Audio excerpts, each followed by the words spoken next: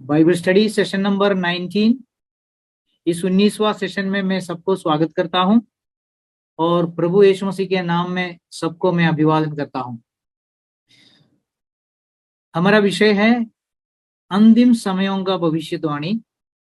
उसमें हम एक छोटा विषय देख रहा है लेकिन बहुत इंपॉर्टेंट है। The 3 names of the son of God, परमेश्वर का पुत्र का 3 नाम। उसमें चौथा भाग आज हम देखते हैं। परमेश्वर का पुत्र का 3 नाम क्या क्या है हमने देखा। लॉर्ड जीसस क्राइस्ट, प्रभु यीशु मसीह। इसमें हमने लॉर्ड मतलब प्रभु, इसका अर्थ क्या है हमने देखा।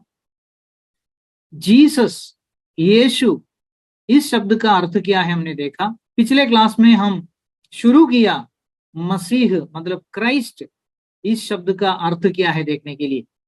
जिसको हम क्राइस्ट बुलाते हैं, मसीह बुलाते हैं, प्रभु यीशु मसीह का मसीह, वो मसीह आज के जमाने में खास करके कितना इंपॉर्टेंट है, क्योंकि हमारे नजरों के सामने बहुत सारे मसीह लोग हैं झूठे, जो राजा लोग हैं।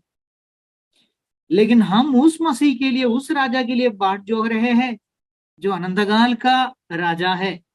वो अच्छा राजा है और उसका राज्य जरूर देखने का है।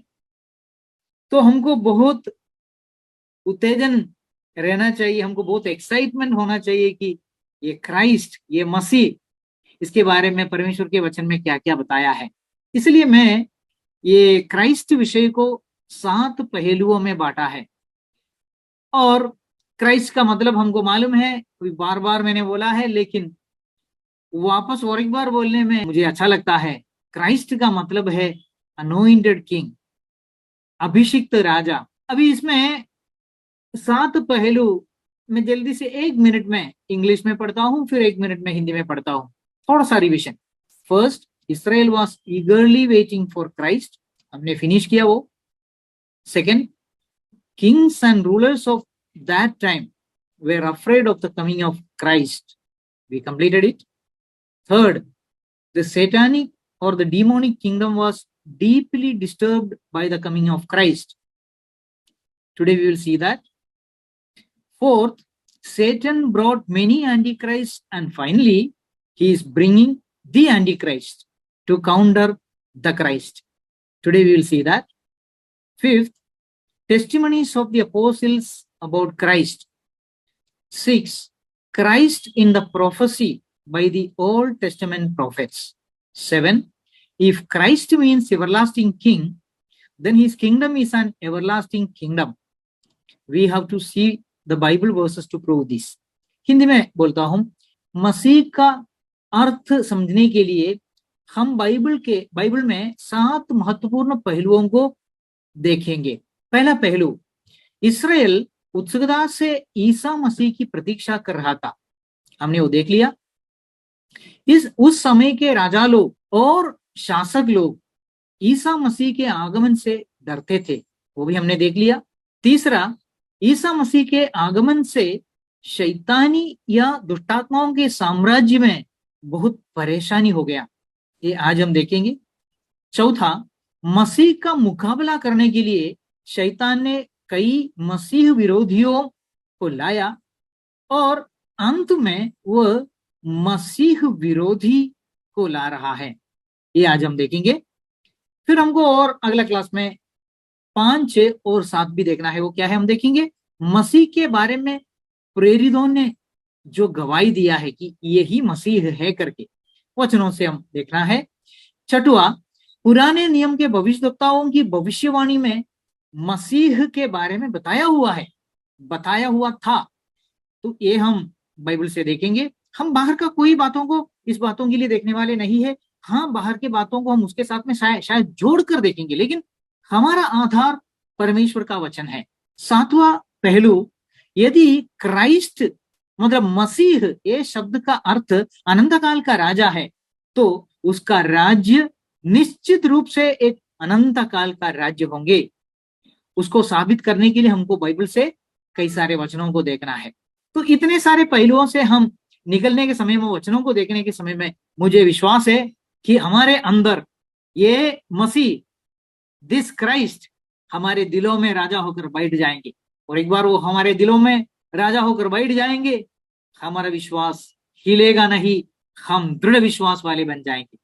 चलो, हमने बोला पहला दूसरा पहलुओं को हमने ऑलरेडी देख चुका था, और आज हम देखने वाले हैं तीसरा और चौथा पहलू। सिर्फ इतना नहीं, मैंने पिछले क्लास में एक सवाल डाले थे, क्वेश्चन नंबर 19वां सवाल मैंने डाला था। ये तीनों बातों को हम देखने वाला है, मतलब तीसरा पहलू, चौथा पहलू और सवाल नंबर 19, ये तीनों बातों को हम देखने वाले हैं। तो तीसरी बात और एक बार मैं पढ़ता हूं, द सैतानिक और the demonic kingdom was deeply disturbed by the coming of Christ. Isa Masih के आगमन से शैतानी या दुष्टात्माओं के साम्राज्य में बहुत परेशानी उठ खड़ा हो गया था। चौथा पॉइंट और एक बार पढ़ता हूं, Satan brought many antichrists and finally he is bringing the antichrist to counter the Christ। मसीह का मुकाबला करने के लिए, ईसा मसीह का मुकाबला करने के लिए शैतान ने कई मसीह विरोधियों को लाया, और अंत में वह मसीह विरोधी को ला रहा है। आज हम ये दोनों पहलू देखने के बाद ये सवाल जो पिछले क्लास में मैंने डाला था वो भी मैं पढ़ता हूं, 19वां सवाल। According to 1 John 4:3, the spirit of Antichrist do not acknowledge that Jesus Christ has come in the flesh. Why? पहला यूहन्ना 4:3 के अनुसार मसीह विरोधी की आत्मा यह स्वीकार नहीं कर सकती कि यीशु मसीह देह में आए हैं। क्यों? क्या आपके आध्यात्मिक जीवन में ये वचन बहुत बार आपने पढ़ा होगा? पहला यूहन्ना का पत्री पढ़ने के समय में बहुत बार ये वचन आपने पढ़ा होगा। मेरा आध्यात्मिक जीवन का, विश्वास जिंदगी का कई समयों में मैं ये वचन कई बार पढ़ा था और मुझे कुछ समझ में नहीं आया था, क्योंकि ये वचन कहते हैं कि क्रिस्तु विरोधी का आत्मा। तो उधर ही प्रॉब्लम हो गया मुझे, क्योंकि मैं क्रिस्तु विरोधी के बारे में बहुत ज्यादा सुना था, इधर उधर से बहुत कुछ सुना था, लेकिन क्रिस्तु विरोधी का आत्मा के बारे में मैं ज्यादा ध्यान नहीं दिया था। और ये वचन में खास बोलते हैं कि क्रिस्तु विरोधी का आत्मा ये स्वीकार नहीं करेगा। ध्यान देना, क्रिस्तु विरोधी स्वीकार नहीं करेगा ऐसा नहीं बोला, क्रिस्तु विरोधी का आत्मा ये स्वीकार नहीं करेगा कि यीशु मसीह देह में आए। He has come in the flesh, Jesus Christ has come in the flesh, Christ has come in the flesh. Krist Masih शरीर में आ गया। अरे उनको क्या तकलीफ होता है? मसीह अगर शरीर में आ गया तो क्रिस्तु विरोधी का आत्मा को क्या तकलीफ है? तो मैं सोचने लगा, ये ऐसा नहीं लिखा कि क्रिस्तु विरोधी का आत्मा यीशु को नहीं मानते हैं, ऐसा नहीं लिखा। क्रिस्तु विरोधी का आत्मा प्रभु को नहीं मानते हैं। हमको मालूम है, कोई भी शैतान का आत्मा हो, शैतान खुद ही और दुष्टात्माएं सभी मान लेता है। क्या मान लेता है?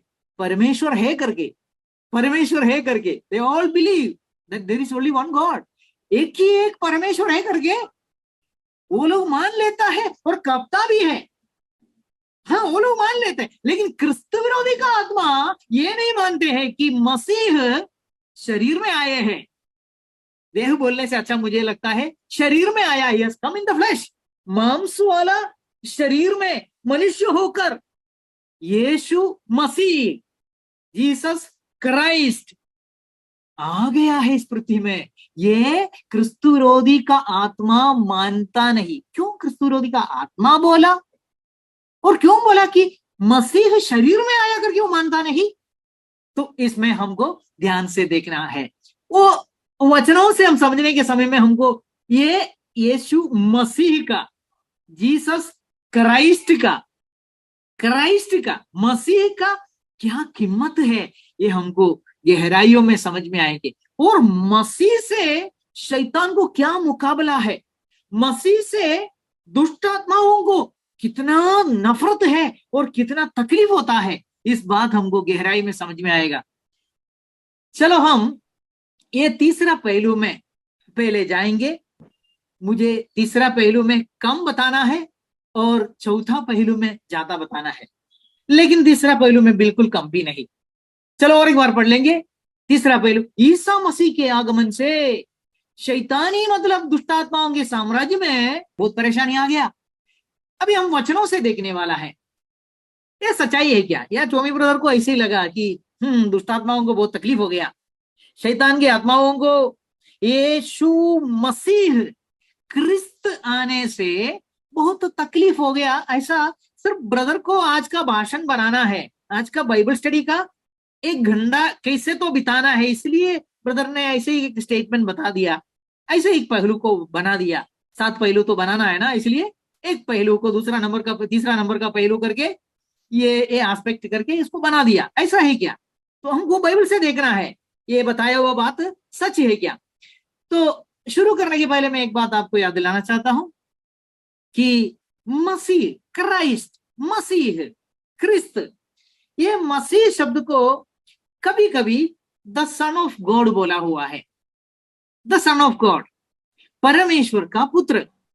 आप बाइबल को ध्यान से पढ़ेगा तो आपको बाइबल में नया करार में बहुत सारे जगह में 2 शब्द लिखा हुआ दिखाई देगा। एक है परमेश्वर का पुत्र, दूसरा है मनुष्य का पुत्र। दोनों इंपॉर्टेंट है। परमेश्वर का पुत्र, परमेश्वर का पुत्र से जुड़ा हुआ बहुत सारे बातें हैं। जीसस मसीह परमेश्वर का पुत्र है, उसके साथ साथ मनुष्य का पुत्र, क्योंकि यीशु मसीह भी कभी कभी बोला मनुष्य का पुत्र, मनुष्य खुद के बारे में यह बताया कि मनुष्य का पुत्र। तो दोनों इंपॉर्टेंट है, दोनों इंपॉर्टेंट है। चाहिए तो एक दिन उसके बारे में हम एक क्लास लगाएंगे और बोलेंगे और देखेंगे कि क्यों ऐसा बताया गया। कुछ जगह में परमेश्वर का पुत्र, कुछ जगह में मनुष्य का पुत्र। जब वो आकाश में बादलों में होकर सवार होकर आते हैं कब्जा करने के लिए, पृथ्वी का अधिकार कब्जा करने के लिए, शैतान का साम्राज्य को खत्म करने के लिए, लिखा है मनुष्य का पुत्र आ रहा है। मनुष्य का पुत्र, दानियल का पुस्तक में स्पष्ट लिखा है, 2 अध्याय में लिखा है मनुष्य का पुत्र का जैसा एक बादलों में आ रहा है करके मैंने देखा। मुझे बहुत अच्छा लगता है वचन पढ़ने के समय में, दानियल का पुस्तक 2 अध्याय में। तो इसका मतलब है मनुष्य का पुत्र बादलों में किसके लिए आ रहा है? हाँ, पृथ्वी का अधिकार को अपने हाथों में लेने के लिए आ रहा। तो ये दोनों बात इंपॉर्टेंट है, परमेश्वर का पुत्र और मनुष्य का पुत्र। अब मैं क्या बोल के शुरू किया, मैंने बोला कि मसीह ये जो शब्द है क्राइस्ट, ये क्रिस्टोस शब्द को कभी कभी क्रिस्टोस शब्द या मसीह शब्द या क्राइस्ट शब्द उपयोग नहीं किया है, उल्टा उसकी जगह में परमेश्वर का पुत्र बताया हुआ है। परमेश्वर का तो इधर एक वचन आपको दिखाई देंगे, तो उससे आपको समझना है कि हाँ, ये मसीह ये शब्द बताने के बराबर है। ये वचन हम पढ़ेंगे लूकोस का 4 का 33 और 34। मैं हिंदी में पढ़ता हूं, सिर्फ वो शब्द मैं इंग्लिश में भी बीच में पढ़ूंगा। 33वां वचन, आराधनालय कहाँ का? गलील के कफरनहूम का आराधनालय। उस आराधनालय में एक मनुष्य था जिसमें अशुद्ध आत्मा थी। वह ऊंचे शब्द से चिल्ला उठा और क्या बोले, हे यीशु नासरी, हमें तुझसे क्या काम? क्या तू हमें नाश करने आया है? मैं तुझे जानता हूं, तू कौन है? और वो खुद उत्तर देता है, तू परमेश्वर का पवित्र जन है। You are the holy one of God. In other words, you are the son of God. तुम परमेश्वर का पुत्र है। मैं वापस बोलता हूं, दुष्टात्मा मान लिया। क्या मान लिया? दुष्टात्मा ने मान लिया कि तू नासरी यीशु है, नसरत में मनुष्य होकर पैदा हो गया हुआ यीशु है। देख, दुष्टात्मा मान लिया। हमने क्या पढ़ा? क्रिस्त विरोधी का आत्मा ये मानेगा नहीं कि जीसस शरीर में आए हैं। समझने की बात है। लेकिन दुष्टात्मा मान लिया कि जीसस शरीर में आए हैं, जीसस देह में आए हैं, Jesus has come in the flash. दुष्टात्मा मान लेता है, देखो नासरी यीशु, यीशु नासरी, हमें तुझसे क्या काम, क्या तू हमें नाश करने आया है? मैं तुझे जानता हूं, तू कौन है। एक दुष्टात्माएं जानते हैं कि जीसस क्राइस्ट कौन है, और आगे बोलते हैं, पहले बोला नासरी यीशु है, अभी क्या बोलते हैं, तो परमेश्वर का पवित्र जन है, you are the holy one of God, you are the son of God. In other words this demon is saying you are Christ, you are Christ. ये बोलना चाहते हैं कि तुम ख्रिस्त है, तुम अभिषिक्त राजा है, तुम मसीह है। अगर मैं ऐसे ही आपको कुछ अलग दिशा में लेके जा रहे तो दूसरे वचनों में हम देखेंगे ये बोलने का मतलब यही है क्या। तो अगला एक वचन हम देखेंगे यही अध्याय में, लूक का 4 अध्याय में 41वां वचन, उसमें क्या हो गया, यीशु मसीह ये कफरनहूम का आराधनालय में उधर भाषण दे रहे थे, परमेश्वर के राज्य के बातों को सिखा रहे थे। उस समय में उधर यीशु मसीह का वचन सुनने के लिए आया हुआ एक व्यक्ति के अंदर का दुष्टात्मा ऐसा बात किया है, ध्यान देना। लेकिन उसके बाद में लिखा है 41वां वचन में लिखा है उधर, और क्या हो गया, और दुष्टात्मा चिल्लाती और यह कहती हुई कि तू परमेश्वर का पुत्र मसीह है। एक्चुअली हिंदी में अनुवाद इतना ठीक नहीं है, क्योंकि मुझे पसंद है अगर दुष्टात्मा ये ऐसा लिखता तो अच्छा था, वो शब्द गलत रहेगा फिर भी, क्योंकि इंग्लिश में लिखा है डेविल्स, डेविल्स। अभी वो एक व्यक्ति के अंदर से एक दुष्टात्मा क्या बोले हमने देखा है, लेकिन आगे लिखा है कि बहुत सारे दुष्टात्माएं बाहर आ गया, बहुत सारे लोग उनके अंदर से दुष्टात्माएं बाहर आ गया, और वो चिल्लाकर बोलते थे, क्या बोलते थे, दुष्टात्मा चिल्लाती और यह कहती हुई कि तू परमेश्वर का पुत्र मसीह है, hallelujah, thou art Christ the son of God। देख दोनों शब्द उधर आ गया, Christ the son of God, Christ the son of God. याद करना, जब यीशु मसीह को उसके ऊपर झूठा आरोप लगा के शास्त्री फरीसी यहूदी लोग और याजक महायाजक लोग उनको खड़ा किया पिलातुस के सामने, आखिरी में क्या बोलकर उनको पकड़ लिया, बोला कि ये परमेश्वर का पुत्र है करके बोला। अभी हमको कोई गवाहों का जरूरत नहीं है, we do not want any witness now, हमको और कोई गवाहों का जरूरत नहीं है, कोई भी हमको साक्षी बोलने का जरूरत नहीं। इन्होंने अभी तो बहुत बड़ा बात बोल दिया जो झूठा बात है, ऐसा करके उन्होंने यीशु मसीह के ऊपर बुरा आरोप लगाया। क्या बोला, तुम परमेश्वर का पुत्र है करके तुमने बोल दी। तो इनको बहुत तकलीफ होने वाला बात, शैतान को बहुत तकलीफ होने वाला बात, और शैतान के लोगों को तकलीफ होने वाला बात ये था कि क्राइस्ट है, ये परमेश्वर का पुत्र है, परमेश्वर का पुत्र को अधिकार है, पृथ्वी के ऊपर अधिकार है, पृथ्वी के ऊपर राज्य करने के लिए अधिकार है, वो मसीह है, वो क्राइस्ट है, एवरलास्टिंग किंग है, अनंतकाल का राजा है, अभिषिक्त राजा है। Praise the Lord, hallelujah. तो इधर बोलते हैं दुष्टात्माएं बाहर निकलते हुए क्या बोला, यू आर द क्राइस्ट, तुम क्राइस्ट है, तुम मसीह है और परमेश्वर का पुत्र है तुम। लेकिन यीशु मसीह ने एक काम किया, पर वह उन्हें डांटता और बोलने नहीं देता था। कौन, यीशु मसीह ये दुष्टात्माओं को बोलने के लिए नहीं दिया। हम उनके जगह में, यीशु के जगह में होता था, या कोई इस दुनिया के कोई राजा लोग होते थे जिनके सामने लोग चिल्लाएंगे, बोलेंगे मालूम है हमको, हमारा एक राजा इधर, हमारा देश में एक राजा है, वो किधर भी आएगा तो लोग एक गाना बनाता है ना, हाँ करके, आपको मालूम है, वो मैं नहीं बोलना चाहता हूँ, उनको बहुत पसंद है, और नहीं बोला तो उनको तकलीफ हो जाता है। लेकिन हमारा ये जो मसीह है, ये जो राजा है, जो अनंतकाल का राजा है, वो प्रशंसा नहीं लेना चाहते हैं।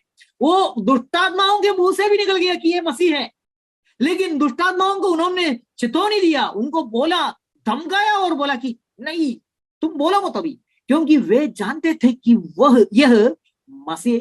ये वचन मैं इंग्लिश में भी पढ़ना चाहता हूं। And devils also came out of many crying out and saying thou art Christ the son of God, and he मतलब Jesus rebuking them suffered them not to speak, for they knew, the demons knew, that the devils knew that he was Christ। मुझे बहुत दुख होता है, devils knew he was Christ। दुष्टात्माओं को मालूम था ये मसीह है, ये अनॉइंटेड किंग है, ये एवरलास्टिंग किंग है, ये अनंतकाल का राजा है। लेकिन बहुत सारे विश्वासियों को ये अभी तक समझ में नहीं आया है। मैं प्रयास करूंगा, थोड़ा समझाने के लिए प्रयास करूंगा, और मैं आशा करूंगा और प्रार्थना करूंगा कि ये अनंतकाल का राजा वचनों के द्वारा हमारे हृदय में गट पकड़े, मजबूती से बैठ जाए। आगे और 2 वचन में पढ़ने वाला हूं, और एक घटना, मत्ती का 12वां अध्याय 28 और 29, हिंदी में पढ़ता हूं। पर यदि मैं परमेश्वर के आत्मा की सहायता से दुष्टात्माओं को निकालता हूं, तो परमेश्वर का राज्य तुम्हारे पास आ पहुंचा है। या क्यों अगर कोई मनुष्य किसी बलवंत के घर में घुसकर उसका माल लूट सकता है, जब तक कि पहले उस बलवंत को ना बांध ले, और तब वह उसका घर लूट लेगा। ये वचन भी मुझे बहुत अच्छा लगता है। पता नहीं आप लोग, आपके मंडलियों में, आप जिस मंडलियों में जाते हैं, उधर दुष्टात्माओं को निकालने वाला सेवा होता है क्या नहीं होता है। हमारा मंडली शुरू हो गया कुछ 30 साल पहले। उसके पीछे का बहुत बड़ा एक कारण यह था कि कुछ नए नए विश्वासी लोग जो मंडली में आते थे, उनके अंदर से दुष्टात्माएं निकल गए। तो आमने सामने हमको बाइबल का वचन से और यीशु मसीह ने किया हुआ वो सेवा से, और यीशु मसीह के चेलों ने किया हुआ वो सेवा से, हमारे समय में हमको हमारे नजरों के सामने दिखाई दिया कि हाँ, ये सेवा अभी भी है, दुष्टात्मा अभी भी है, और यीशु के नाम में दुष्टात्मा निकल जाता है। तो हमको भी बहुत उत्तेजना मिला था उस समय में, और विश्वासी लोग भी बहुत उत्तेजना पाया उस समय में। तो ऐसे हमारा चर्च का शुरुआत हो गया। मतलब दुष्टात्माओं के साथ में बहुत ठक्कर हो गया यीशु मसीह के नाम में। चलो वो विषय से हटेंगे, इस वचन में आएंगे। मैं क्यों बोला इस वचन मुझे बहुत पसंद है, क्योंकि इधर लिखा है kingdom of God. Kingdom of God सुनने के समय में मुझे बहुत अच्छा लगता है, क्योंकि वो यीशु मसीह का राज्य है। और उधर क्या लिखा है, यीशु मसीह बोलता है कि यदि मैं परमेश्वर की आत्मा की सहायता से दुष्टात्माओं को निकालता हूं, तो परमेश्वर का राज्य तुम्हारे पास आ पहुंचा है। क्या क्या हो गया था, यीशु मसीह ने दुष्टात्माओं को निकाला, और उनके विरोधी जो शैतान के बच्चे, छात्री, फरीसी, याजक, महायाजक, वो लोग सब ऐसा टूट फटकर उनके बीच में आ गया, और बोला कि लोगों का दिलों को ऐसा उन्होंने उनके दिलों में शक डालने के लिए कोशिश किया। और क्या बोला, ये ना ये जो आदमी है ना, ये यीशु बोल के, ये है ना दुष्टात्माओं का जो स्वामी है बेलसबूल, वो बेलसबूल का सहारा लेते हुए दुष्टात्माओं को निकाल देता है, ऐसा बोला। तो यीशु मसीह ने उसको बराबर जवाब दिया, और जवाब में आया वो और एक बात इधर लिखा है कि यीशु मसीह ने उनको बोला कि अगर मैं परमेश्वर की आत्मा की सहायता से, मतलब पवित्र आत्मा की, होली स्पिरिट का सहायता लेते हुए मैं अगर दुष्टात्माओं को निकाल देते हैं, हालेलुया, तो उसका मतलब है परमेश्वर का राज्य तुम्हारे पास आ पहुंचा है। समझ लेना, अच्छा से समझ लेना, पुराना करार में एक जगह में भी आपको एक सेवक नहीं मिलेगा जो दुष्ट आत्माओं को निकालते थे। वेरी इंपॉर्टेंट पॉइंट, बहुत इंपॉर्टेंट पॉइंट है। मैं और एक बार बोलता हूं, पुराना करार आप पूरा पढ़ के देखो, पहला नबी से लेकर, पहला भविष्यवक्ता से लेकर आखिरी का भविष्यवक्ता तक, बीच में आया हुआ सेवक लोगों को, मूसा, कोई भी सेवकों को आप देखो, कोई भी पुराना करार का सेवक लोग कभी भी एक दुष्टात्मा को भी निकाल नहीं दिया। अभी यीशु मसीह का जन्म हो गया, यीशु मसीह बड़ा हो गया, 30 साल का हो गया, सेवा शुरू हो गया। शुरू होते होते ही एक सेवा उसके साथ में शुरू हो गया। कौन सा सेवा है? भूतों को निकाल देने वाला सेवा, दुष्ट आत्माओं को निकाल देने वाला सेवा। यीशु मसीह बोलता है, अगर मैं परमेश्वर का आत्मा, मतलब पवित्र आत्मा का सहायता लेकर दुष्ट आत्माओं को निकालता हूं, तो समझ लेना परमेश्वर का राज्य तुम्हारे पास आ पहुंचा है। पुराना करार का समय में परमेश्वर का राज्य लोगों के निकट आ नहीं पहुंचा, क्योंकि नया करार शुरू हो जाता है, परमेश्वर का राज्य निकट है बोलकर भाषण देकर शुरू हो जाता है। परमेश्वर का राज्य जब निकट हो गया, जब लोगों के निकट आ गया, नजदीक आ गया, देख है उसका चिन्ह भी प्रकट होने के लिए शुरू हो गया। है क्या नहीं? सही बात है। अब जब बादल आएगा, उसके बाद में थोड़ा हवा लगेगा, उसके बाद में थोड़ा पानी गिरने के समय में आपको पता चलता है यहाँ बारिश आ रहा है। वैसा जब परमेश्वर का राज्य नजदीक आ गया, निकट आ गया, तो उसका चिन्ह भी दिखाई देने को शुरू हो गया। यीशु मसीह ने बोले एक चिन्ह है, परमेश्वर का राज्य तुम्हारा निकट आ गया है करके एक चिन्ह है। क्या है चिन्ह? मैं दुष्ट आत्माओं को निकाल देता हूं। परमेश्वर का आत्मा से मैं दुष्ट आत्माओं को निकाल देता हूं। पुराना करार में कोई कभी नहीं किया, लेकिन अभी यीशु मसीह खुद दुष्ट आत्माओं को निकाल रहा है और बोल रहे कि परमेश्वर का राज्य तुम्हारे नजदीक आ गया है। इसका मतलब क्या है? कौन है ये दुष्ट आत्मा लोग? मैंने पिछले दिनों में आपसे सवाल किया था, ये शैतान के राज्य में कौन कौन है उसको सहायता करने के लिए? शैतान के राज्य में बहुत बड़ा झुंड है उनको सहायता करने के लिए, दुष्ट आत्माओं का झुंड। एक सवाल कभी तो हम और करेंगे, ये दुष्ट आत्मा बोलेगा तो कहां से आया है? ये भी सवाल हम एक बार करेंगे बाद में, कहां से आया? हमने कभी तो सुना होगा गिरे हुए स्वर्गदूत, तो दुष्ट आत्मा वही है क्या या कुछ अलग है? इस बातों के बारे में हम, प्रभु का इच्छा है तो आने वाले समयों में हम चर्चा करेंगे। लेकिन एक बात सच है कि शैतान अकेला इस दुनिया को नहीं चला सकते। मैं, मेरा यीशु मसीह के बारे में मुझे अच्छा से मालूम है कि उसको है ना किसी का मदद नहीं चाहिए, तो भी वो बहुत कुछ कर सकता है। बहुत कुछ नहीं, सब कुछ कर सकता है। Nothing is impossible for God. परमेश्वर के लिए कोई बात असंभव नहीं है। हालेलुया। लेकिन शैतान के बारे में आप समझ लेना, शैतान सर्वशक्तिमान नहीं है। शैतान अल्प ताकत वाला है। शैतान को थोड़ा ही ताकत है। हाँ, हमसे बहुत बड़ा ताकत उसको है, ये मान लेता हूं।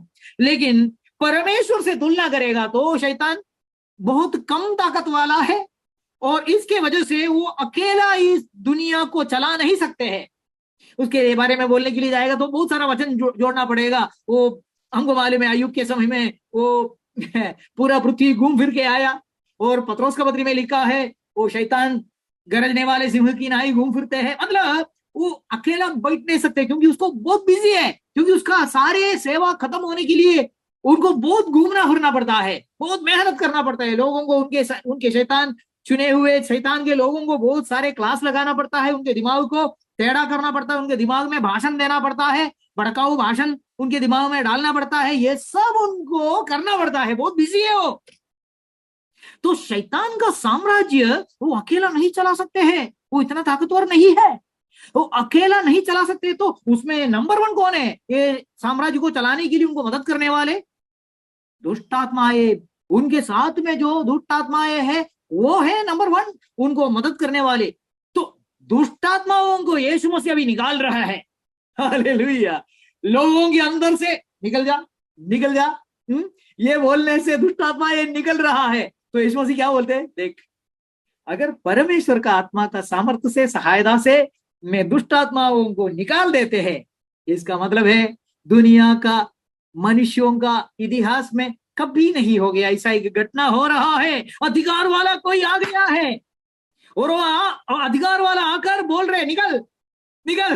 तुम्हारा साम्राज्य को मैं प्रहार पहुंचने के लिए, चोट पहुंचने के लिए मैं आ गया हूं, मैं शुरू कर रहा हूं। निकल, निकल, तुम्हारा ऑफिस निकालो इधर से, तुम्हारा अड्डा यहां से उखाड़ दो। ये बोल रहे तो यीशु मसीह बोल रहे कि इसका मतलब है परमेश्वर का राज्य तुम्हारे नजदीक आ गया है, तुम्हारे पास आ गया है। परमेश्वर का राज्य पूरी तरीके से अभी तक आया नहीं, हम उसका बाट जोग रहा है, लेकिन हमारे नजदीक आ गया, हमारे पास आ गया है। जस्ट कम अनटू यू, हमारे नजदीक आ गया है। और उसका चिन्ह दिखाई दे रहे कि हाँ, शैतान जो मजबूत होकर बैठे थे, उनके दुष्टात्माओं के द्वारा लोगों को बंधन में, बंधुआई में बांधकर, मरोड़ कर रखा हुआ था, रोगों के द्वारा, मुसीबतों के द्वारा। एक एक को यीशु मसीह निकाल रहे, बोल रहे कि निकल, आनंद गाल का राजा मैं आ गया हूँ। ऐसा वो मुंह से नहीं बोल रहे, लेकिन इसका मतलब ये है, देख अभी निकल, तो तेरा राज्य अभी खतरे में है। तुम्हारा स्वामी को जाके बोलो, ये है उसका मतलब, है तुम्हारा राज्य हिल गया हुआ है। मुझे बहुत अच्छा लगा ये, क्योंकि मैं प्रैक्टिकली ये देखा भी मंडली में। 29वां वचन में और एक महत्वपूर्ण बात यीशु मसीह हमको समझने के लिए बोल रहा है कि देख, देख, जब एक स्ट्रॉन्ग आदमी, जब एक बलवंत आदमी, एक बलवंत आदमी ऐसा बलवंत होकर बैठा है, बलवंत होकर बैठा है, तो उसके घर में कोई घुस सकते है क्या? वो हथियार पहन के हुए बलवंत, बहुत बलवंत होके बैठा हुआ है, उसके घर में कोई घुस सकते है क्या? नहीं घुस सकता है। लेकिन यीशु मसीह बोलते हैं जब उससे भी बलवंत कोई आएगा, आमीन, हालेलुया। कौन है वो? यीशु मसीह। जब उसे भी बलवंत आएगा और उसको बांधेगा, वो बलवंत को, वो पहला बलवंत को, ये उससे भी बलवंत वाला आके उसको बांधेगा और फिर क्या करेगा? उसके हथियारों को सब लूटेगा और लूट पाटेगा। मतलब क्या है? ये दुष्टात्मा सब शैतान का राज्य का एक हथियार है। और ये दुष्टात्माएं करने वाले, पागलपन बोलो, बीमारी बोलो, ये जो भी बोलो, ये सारी बातें उनका एक टूल है, उसका एक हथियार है। ये हथियारों को हम छीन नहीं सकता है जब तक उससे भी सामर्थ्य एक व्यक्ति आकर उससे मुकाबला करके। तो इसका मतलब है पुराना करार में ये दुष्टात्माओं को निकालने के लिए ताकत वाला कोई नहीं था, कोई सेवा नहीं था वो जमाने में। लेकिन अभी सचमुच परमेश्वर का पुत्र, अनंतकाल का राजा, अनोइंटेड किंग, एवरलास्टिंग किंग आ गया। वो आते आते ही दुष्टात्माओं का राज्य को हिला दिया, मतलब शैतान का राज्य को हिला दिया। बोला तुम्हारा अड्डा निकालो भाई, निकालो निकालो। और बोलते हैं कि जब एक व्यक्ति बहुत बलवंत होकर बैठ गया हुआ है उसके घर में, और उसके पास हथियार भी है और वो उपयोग कर रहा है वो हथियार को, कोई भी जाकर उसका हथियार को छू नहीं सकता है और उसको ले नहीं सकता है। पहले ऐसा एक व्यक्ति आना चाहिए जो उससे भी बलवंत है और जाकर उसको बांधेगा। एक बार उसको बांध दिया तो उनका हथियार लूट सकते हैं। इशारा यह है, सूचना यह है कि यीशु मसीह अनंत काल का राजा आया है, तात्कालिक समय का राजा का राज्य को हिला देने के लिए। और उसका प्रत्यक्ष में सामने दिखाई देने वाला चिन्ह है, दुष्टात्माएं निकल रहा है लोगों के अंदर से, परमेश्वर का राज्य निकट आ गया है। मुझे बहुत अच्छा लगा ये वचन। अगला वचन मत्ती 8 अध्याय में और एक घटना हो गया। आप सभी लोग सुना हुआ एक घटना है, हमको मालूम है, हिंदी में मैं पढ़ता हूं 8 का 28 और 29। जब यीशु मसीह, वह मतलब यीशु मसीह उस पार गदरनियों के देश में पहुंचा तो दो मनुष्य जिनमें दुष्टात्माएं थी कब्रों से निकलते हुए उसे मिले जो इतने प्रचंड थे कि कोई उस मार्ग से जा नहीं सकता था। 29वां वचन, और देखो उन्होंने चिल्ला कर कहा, वो दुष्टात्माओं से जकड़े हुए दो लोगों ने चिल्ला कर कहा, हे यीशु परमेश्वर के पुत्र, सन ऑफ गॉड। इधर देखिए, इधर वापस वो शब्द आ गया, सन ऑफ गॉड, मतलब क्राइस्ट, सन ऑफ गॉड, हमारा तुझसे क्या काम? क्या तू समय से पहले हमें दुख देने यहां आया है? बहुत अच्छा लगता है। लूकोस का 4 अध्याय में भी वो कफरनहूम का मंदिर में बैठा हुआ आदमी के अंदर जो अशुद्ध आत्मा था, वो अशुद्ध आत्मा भी लगभग यही बात बोल दिया। समय के पहले नहीं बोला, लेकिन बोला कि हमको तकलीफ देने के लिए आया है क्या? हमको तंग करने के लिए आया है क्या? हमको परेशान करने के लिए, हमको दंड देने के लिए आया है क्या? तो उनको मालूम है, दुष्टात्माओं को स्पष्ट मालूम है, हमारा साम्राज्य एक दिन समाप्त होने वाला है और सर्वशक्तिमान प्रभु परमेश्वर, सर्वशक्तिमान अनंतकाल का राजा, एवरलास्टिंग किंग का राज्य एक दिन शुरू होने वाला है और उस दिन हमारा न्याय भी किया जाएगा। हम स्वर्गदूतों का न्याय करेगा करके लिखा है। क्या तुम नहीं जानते हैं कि हम स्वर्गदूतों का न्याय करने वाले? तो ये गिरे हुए स्वर्गदूत, ये दुष्टात्माएं, इनका सब न्याय यीशु मसीह एक दिन करने वाला है। उनको नरक में शैतान के साथ में भेजने वाला है। ये दुष्टात्माओं को पक्का मालूम है, इसलिए यीशु को देखते देखते ही वो चिल्ला पुकार कर बोला, देखो उस रास्ता से कोई इनके सामने खड़ा नहीं हो सकते थे। इतना भयंकर दुष्टात्मा उनके अंदर लगा हुआ था, कोई उनको वश में नहीं कर सकते थे। लेकिन जब यीशु को देखा, जब जीसस क्राइस्ट को देखा, ये दुष्टात्मा चिल्लाकर बोलने लगा कि ये परमेश्वर के पुत्र, हमारा तुझसे क्या काम? क्या तुम समय के पहले हमें दुख देने आया है? हमको पकड़ने के लिए, हमको निकाल देने के लिए और हमको न्याय करने के लिए समय के पहले आया है क्या? दुष्टात्माओं को मालूम है समय के बारे में, लेकिन परमेश्वर के लोगों को बहुत बार समय के बारे में पहचान नहीं होता है। दुष्टात्मा कांप गया, उनको लगा कि अयो समय के पहले ही, थोड़ा 1 घंटा पहले आ गए क्या, कुछ दिन पहले ही आ गए क्या, कुछ 1000 साल पहले ही आ गए क्या, है हमको पकड़ के बांध के नरक का आग में डालने के लिए। और बाद में हमको मालूम है, बाद में ये दुष्टात्माएं क्या विनती किया यीशु से, उन्होंने ये मांगा कि हमको अगर जाने के लिए बोलते हैं तो प्लीज प्लीज प्लीज हमको सूरों के अंदर जाने के लिए भेजना।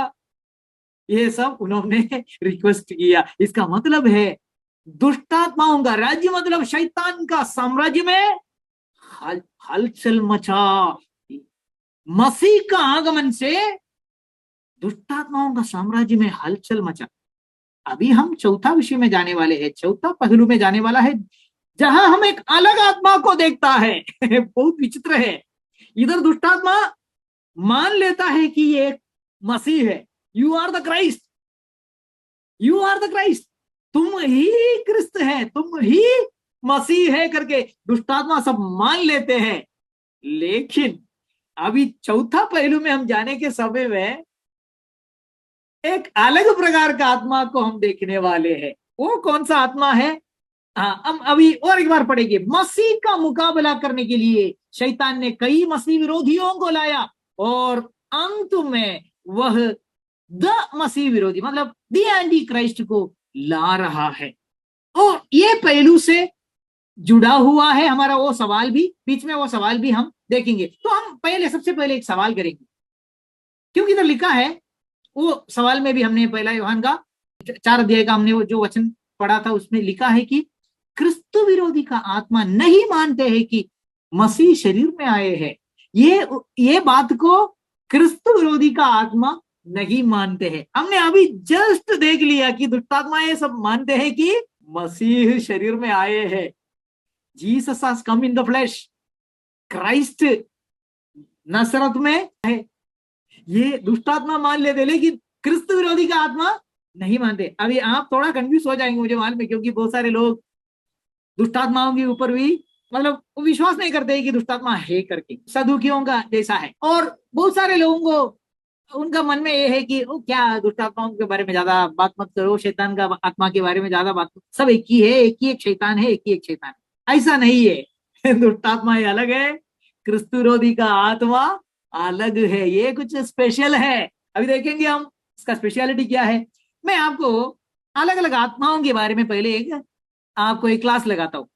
पहले आपको अलग अलग आत्माओं के बारे में बाइबल के वचनों से आपको मैं दिखाना चाहता हूं। मैं बाइबल का वचन नहीं पढ़ूंगा, लेकिन वचन में आपको बताऊंगा। बहुत सारा वचन है, पढ़ने के लिए समय नहीं है, आप नोट कर सकता है, आप खुद पढ़ सकता है मैं बोलने वाले वचन सही है क्या। तो मैं क्या आपको बताने के लिए जा रहे हैं, अभी मैं अलग अलग आत्माओं के बारे में आपको बताने के लिए जा रहे हैं। सबसे पहले हम कौन सी आत्मा के बारे में बात करेंगे? पवित्र आत्मा के बारे में बात करेंगे। समझ लेना, पवित्र आत्मा को बाइबल का अलग अलग हिस्सा में, अलग अलग जगह में अलग अलग नाम से बताया हुआ है। मैं आपको उदाहरण दिखाता हूं, उसके बाद में मैं दुष्टात्माओं के बारे में दिखाऊंगा बाइबल के वचनों से। चलो जल्दी से पवित्र आत्मा के बारे में लिखा हुआ वचनों को मैं आपको दिखाता हूं। The spirit of God, the spirit of the Lord, Holi spirit, ये सब नाम, परमेश्वर की आत्मा, प्रभु की आत्मा, पवित्र आत्मा, ऐसा सब नाम बाइबल में है। सब एक ही है, होली स्पिरिट है, पवित्र आत्मा है। तो वचन मैंने नीचे लिखा है, मैं वचन पढ़ूंगा नहीं क्योंकि बहुत सारा वचन में पढ़ना पड़ेगा फिर। तो पहले हम देखते जाएंगे। तो उसमें 2 वचन में इधर नीचे लिखा है, और भी बहुत सारा वचन मिलेगा, तो लिखते जाएगा तो वचन का अंत नहीं होगा। उदाहरण के लिए 2 वचन लिखा है, परमेश्वर की आत्मा, पुराना करार से एक वचन लिखा, नया करार से एक वचन लिखा, परमेश्वर की आत्मा या प्रभु की आत्मा या पवित्र आत्मा। अभी और एक आत्मा के बारे में बोलते हैं, समझ लेना ये सब पवित्र आत्मा ही है, द स्पिरिट ऑफ विजडम। तो आप ये नहीं सोचना कि परमेश्वर का आत्मा अलग है, द स्पिरिट ऑफ विजडम अलग है। अभी और आएगा, स्पिरिट ऑफ अंडरस्टैंडिंग आएगा, वो भी अलग है। तो बहुत सारा नाम से बताया जाता है। इससे आपको क्या समझ में आएगा? अगर किसी को हम वो लोमड़ी, वो लोमड़ी, यीशु मसीह ने बोला ना, वो लोमड़ी को जाके बोलो। तो अगर किसी को लोमड़ी बुलाते हैं या किसी को हम सर्प बुलाते हैं, सर्प, या किसी को हम सिंह बुलाते हैं, बुलाना नहीं, अगर समझो कोई किसी को अगर बुलाते हैं, इसका मतलब क्या होना चाहिए? इसका मतलब है कि सिंह का कुछ स्वभाव उसके अंदर है। हालेलुया। अगर किसी को लोमड़ी बुलाते हैं, इसका मतलब है लोमड़ी का जो जो स्वभाव है, वो स्वभाव उस मनुष्य के अंदर है। ये है उसका मतलब। ये तो कोई कोई भी समझ सकते हैं। अगर परमेश्वर का आत्मा को अलग अलग जगह में अलग अलग नाम दिया है, इसका मतलब है वो गुण को दिखाने के लिए। द स्पिरिट ऑफ विजडम, परमेश्वर का आत्मा ज्ञान देने वाला आत्मा है, इसलिए परमेश्वर का आत्मा को कभी कभी बोलते हैं कि the spirit of wisdom, the spirit of wisdom, ज्ञान की आत्मा। अभी इसमें मैं इतने सारे पुराना करार का और नया करार का वचनों को लिख के रखा है, पढ़ने के लिए समय कम है। आप देखना है तो बाद में भी आप देख सकते हैं ऐसा कुछ लिखा है क्या परमेश्वर का आत्मा के बारे में। ज्ञान की आत्मा, परमेश्वर का आत्मा ज्ञान की आत्मा है, द स्पिरिट ऑफ विजडम। अभी परमेश्वर का आत्मा के बारे में और कुछ नाम बताया हुआ है, द स्पिरिट ऑफ नॉलेज, ये अंडरस्टैंडिंग भी बोल सकता है, द स्पिरिट ऑफ नॉलेज और understanding, the spirit of knowledge. आप पूछेंगे ज्ञान अलग है और समझ अलग है क्या? हाँ अलग है। Knowledge is different and wisdom is different. उसमें मैं चर्चा में नहीं जाना चाहता हूं, बोथ आर डिफरेंट।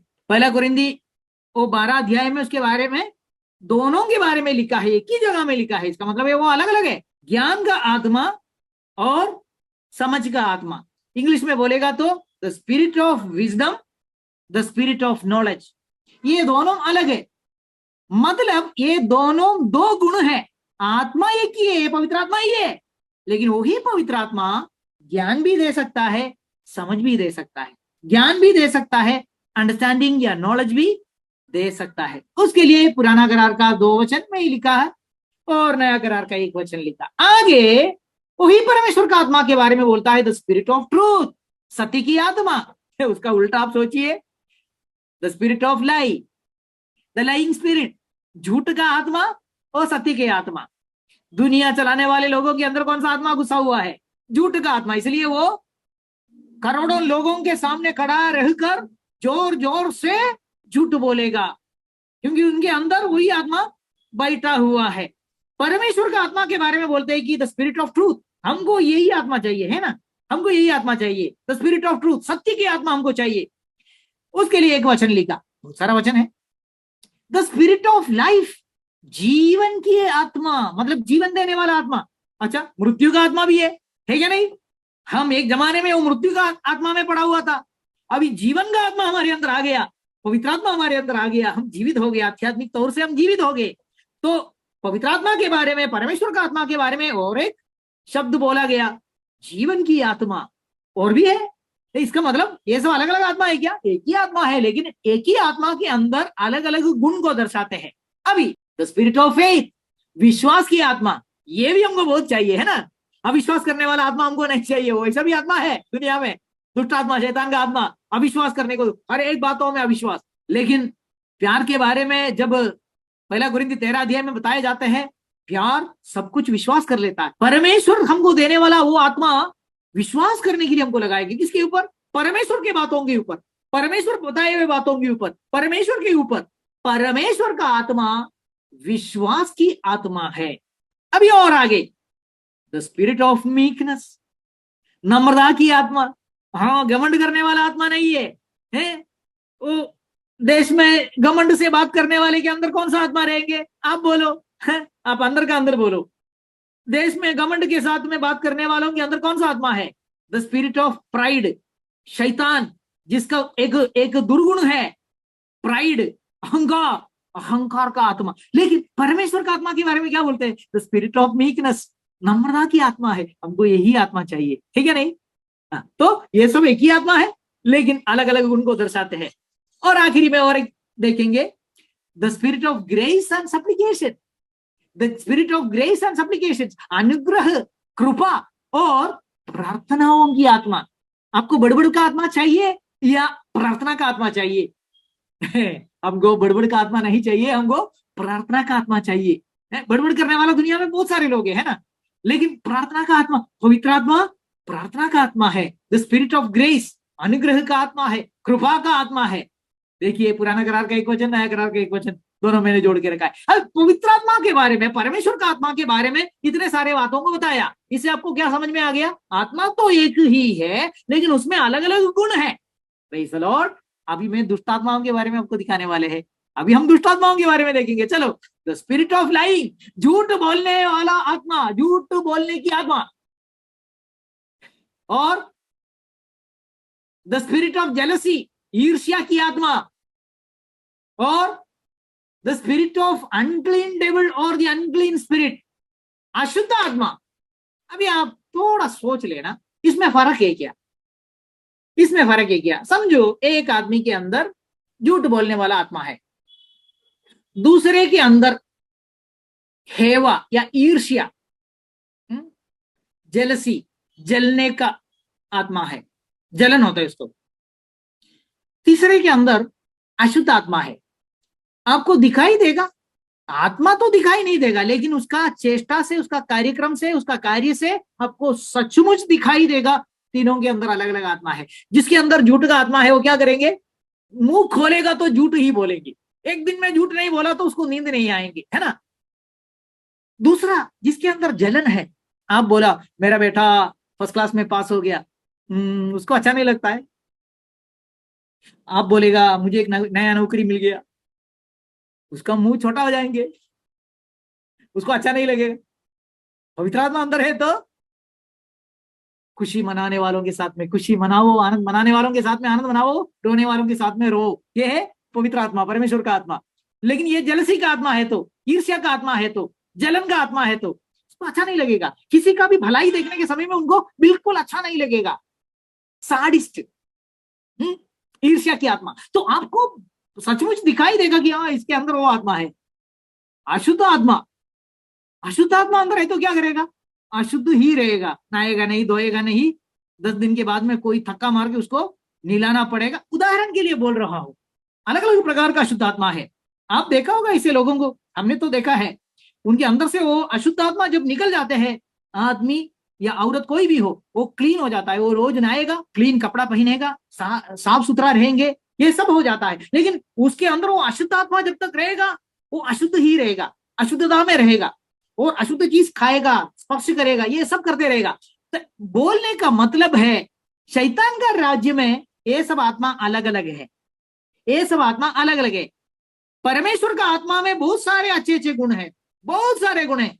कुछ 7-8 गुण को मैंने आपको दिखा दिया, इसलिए वो गुणों को लेकर वो आत्मा को नाम दिया गया, द स्पिरिट ऑफ। शैतान का साम्राज्य में दुष्ट आत्माएं है, वो अलग अलग है। कोई दुष्ट आत्मा झूठ बोलने वाला है, कोई दुष्ट आत्मा जेलसी रखने वाला है, मतलब हेवा ईर्ष्या रखने वाला है। कोई दुष्ट आत्मा अशुद्ध रखने वाला है, व्यक्ति को अशुद्धता उसको पसंद है। और आगे देखेंगे, द स्पिरिट ऑफ बॉन्डेज, किसी को बॉन्डेज में रखने के लिए, बंधन में रखने के लिए।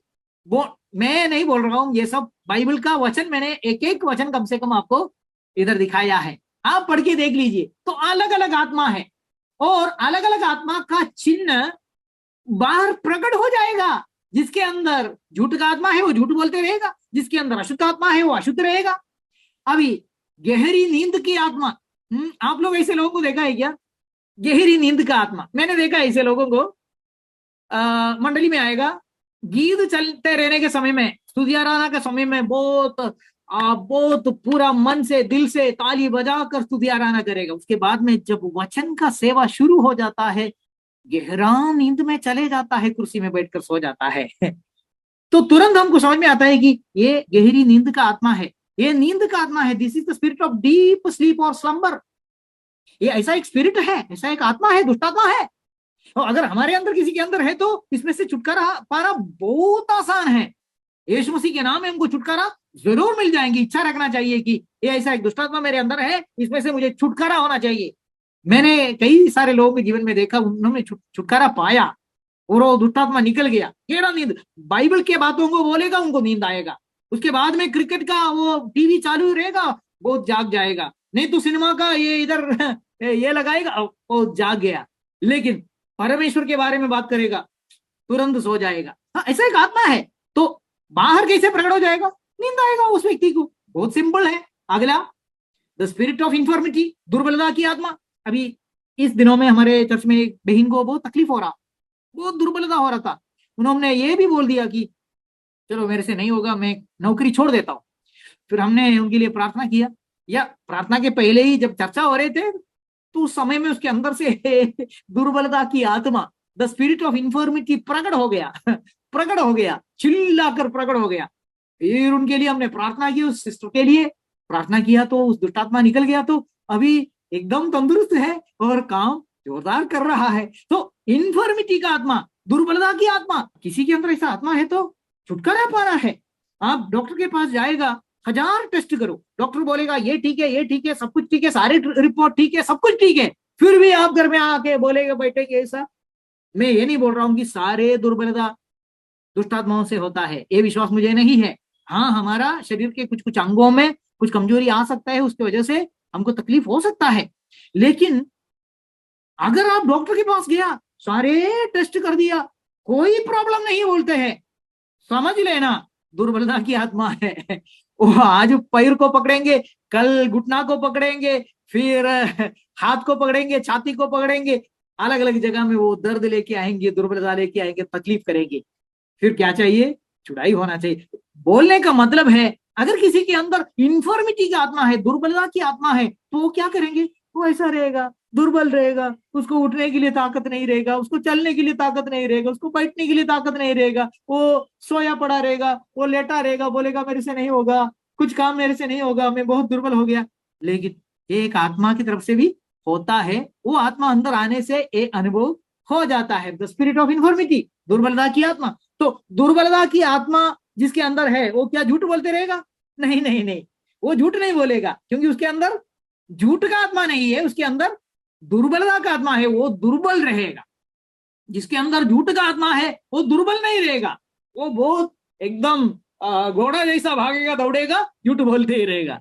तो ये फर्क आप समझ लेना, अलग अलग आत्माओं के बारे में हम बात कर रहे हैं। अभी अगला और एक टाइप का आत्मा, the spirit of dumbness and deafness, dumb and deaf spirit, गूंगेपन और बहिरेपन की आत्मा, गूंगी और बहिरी आत्मा। अच्छा, ऐसा भी आत्मा है करके बाइबल बोलते हैं, मैं नहीं बोल रहा हूं, आप विश्वास करें ना करें वो आपके ऊपर है। मैं आपको वचन दिखा रहा हूं, मार्कोस का 9वां अध्याय का 25वां वचन में लिखा है, और भी कोई जगह में लिखा है कि ऐसा भी एक आत्मा है, गूंगापन का आत्मा और बहरापन का आत्मा। यीशु मसीह ने उस लड़का को, उस आत्मा को निकाल दिया उसके अंदर से, तो क्या हो गया? वो गूंगा बात करने लगा, वो बहिरा सुनने लगा, ठीक हो गया। अच्छा, ऐसा भी आत्मा है। अभी हम थोड़ा समाप्ति की तरफ जा रहे हैं, अभी हमको पॉइंट में आना है। हम कौन सा वचन पढ़कर वो सवाल किया था? हमने एक वचन पढ़ा था, पहला यूहन्ना 4:3, 4:3 में इंग्लिश में और हिंदी में पढ़ता हूं। And every spirit that confesseth not that Jesus Christ is come in the flesh is not of God, this is that spirit of antichrist whereof you have heard that it should come and even now already is it in the world। Hindi में, और जो कोई आत्मा यीशु मसीह देहधारी हुआ करके नहीं मानती। हालेलुया। अभी आपको थोड़ा समझ में आने के लिए शुरू हो गया होगा। झूठ बोलने वाला आत्मा अंदर है तो क्या करेगा? झूठ बोलते रहेगा। अशुद्ध आत्मा अंदर है तो क्या करेगा? अशुद्धि में रहेगा, शुद्ध नहीं रहेगा। अगर नींद का आत्मा है तो सोते ही रहेगा। अगर कमजोरी का आत्मा, बलहीनता का आत्मा है तो हमेशा बलहीन रहेगा, कमजोर रहेगा, लेटा रहेगा। अलग अलग आत्मा ऐसे ही करेगा। लेकिन इधर एक आत्मा के बारे में बोलते हैं जो क्रिस्तु विरोधी का आत्मा है। क्रिस्तु विरोधी नहीं भाई बहनों, क्रिस्तु विरोधी नहीं, क्रिस्तु विरोधी का आत्मा। हालेलुया। लोग कंफ्यूज हो जाता है, मुझे ये कंफ्यूजन निकालना है। क्रिस्तु विरोधी का आत्मा अलग है, क्रिस्तु विरोधियाम अलग है। The spirit of antichrist is a different thing, and human beings who become antichrist, that is different, and ultimately there is one antichrist, the antichrist which is going to come। आखिरी में एक क्रिस्तु विरोधी आने वाला है।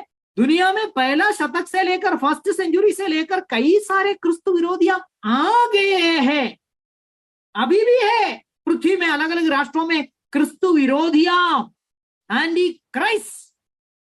उसके अंदर कौन सा आत्मा है? द स्पिरिट ऑफ एंटीक्राइस्ट, क्रिस्तु विरोधी का आत्मा उनके अंदर है। आखिरी में वो आत्मा को पहना हुआ एक बड़ा भी आएगा जिसका नाम है दी एंटी क्राइस्ट, क्रिस्तु विरोधी। ये समझ लेना। तो ये आत्मा के बारे में परमेश्वर का वचन क्या बोलते हैं? जो कोई आत्मा यीशु मसीह देहधारी हुआ करके नहीं मानती, हालेलुया, वो है क्रिस्तु विरोधी का आत्मा, वो है मसीह के विरोधी का आत्मा। किसका विरोधी का आत्मा? मसीह के विरोधी का आत्मा। इसका मतलब है मसीह आ गया है शरीर में, इस बात को नहीं मानने वाला आत्मा है मसीह का विरोधी का आत्मा। अभी थोड़ा क्लियर हो गया होगा, फिर भी हम आगे बढ़ेंगे। है अभी हम ये सवाल वापस देखेंगे। सवाल क्या है? अकॉर्डिंग टू 1 जॉन 4:3 जो अभी हमने पढ़ा है, the spirit of antichrist do not acknowledge that Jesus Christ has come in the flesh. वही पहले यूहन्ना 4:3 के अनुसार मसीह विरोधी की आत्मा यह स्वीकार नहीं कर सकती कि यीशु मसीह देह में आए हैं। क्यों? चलो हमको इसका जवाब ढूंढना है। ज्यादा समय नहीं लूंगा, लेकिन मैं अच्छा वचनों से आपको इसका जवाब दे दूंगा। समझ लेना, हम थोड़ा इतिहास में पीछे जाना। मानविक इतिहास में, मनुष्य का इतिहास में हम थोड़ा पीछे जाना। मनुष्य का सबसे पुराना इतिहास कहाँ लिखा है? बाइबल का उत्पत्ति का पुस्तक में लिखा है। हमको मालूम है वहां मनुष्य को परमेश्वर ने उसके स्वरूप में बनाया, मट्टी से बनाया। बनाने के बाद में एदन बाग में उनको रख दिया। बहुत शक्तिशाली था, बहुत सामर्थ्य था, बहुत कृपा था उनके ऊपर, बहुत महिमा था। Glory of God was there, परमेश्वर का महिमा उनके ऊपर था। और उसको एदन बगीचे में बहुत सारे सुविधाओं को दिया हुआ था। उस बाग में रहकर सारे पशु पक्षियों के ऊपर प्रभुता करो करके उसको बोला हुआ था। सब कुछ नष्ट हो गया पाप करने से। और पाप किसने कराया? सर्प ने कराया। सर्प कौन है?